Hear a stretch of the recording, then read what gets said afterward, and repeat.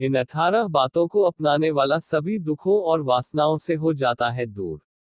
जुआ, मदिरापान, परस्त्री गमन, अनैतिक संबंध, हिंसा, असत्य, मद, आसक्ति और निर्दयता, इन सब में कलयुग का वास है।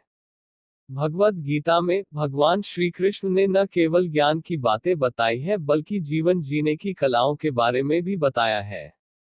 भगवान श्री कृष्ण ने अर्जुन को जो गीता का उपदेश दिया है वह हर मनुष्य के लिए प्रेरणास्रोत साबित हो सकता है।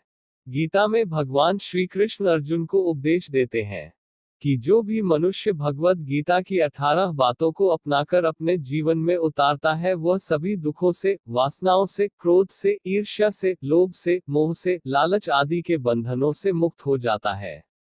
आगे जानते हैं भगवद गीता की 18 ज्ञान की बातें। 1. आनंद मनुष्य के भीतर ही निवास करता है, परंतु मनुष्य उसे स्त्री में, घर में और बाहरी सुखों में खोज रहा है।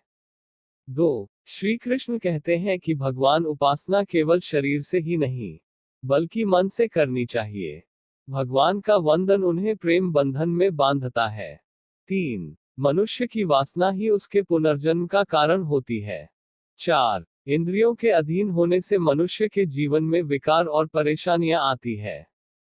5. संयम यानी धैर्य, सदाचार, स्नेह और सेवा जैसे गुण सत्संग के बिना नहीं आते हैं। 6. श्री कृष्ण कहते हैं कि मनुष्य को वस्त्र बदलने की आवश्यकता नहीं है, आवश्यकता हृदय परिवर्तन की है। 7.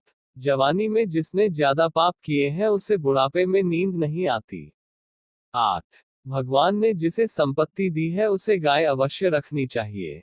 9. जुआ, मदिरापान, परस्त्री गमन, अनैतिक संबंध, हिंसा, असत्य, मद, आसक्ति और निर्दयता, इन सब में कलयुग का वास है। 10. अधिकारी शिष्य को सद्गुरु, अच्छा गुरु अवश्य मिलता है। 11. श्री कृष्ण कहते हैं कि मनुष्य को अपने मन को बार बार समझाना चाहिए कि ईश्वर के सिवाय उसका कोई नहीं है। साथ ही यह विचार करना चाहिए कि उसका कोई नहीं है, साथ ही वह किसी का नहीं है। 12. भोग में क्षणिक, क्षण भर के लिए सुख है, साथ ही त्याग में स्थायी आनंद है।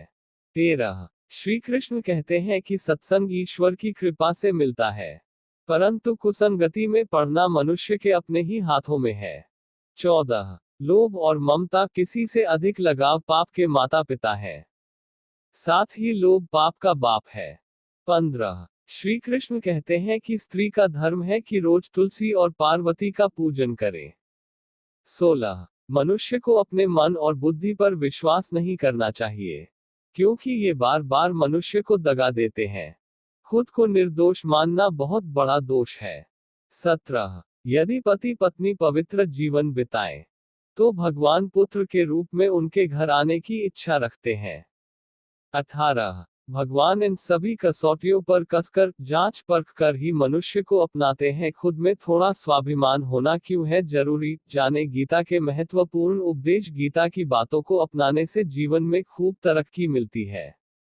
इन बातों का अनुसरण करने से व्यक्ति के अंदर से क्रोध और ईर्ष्या की भावना खत्म होती है। श्रीमद्भागवत गीता में भगवान कृष्ण के उपदेशों का वर्णन है।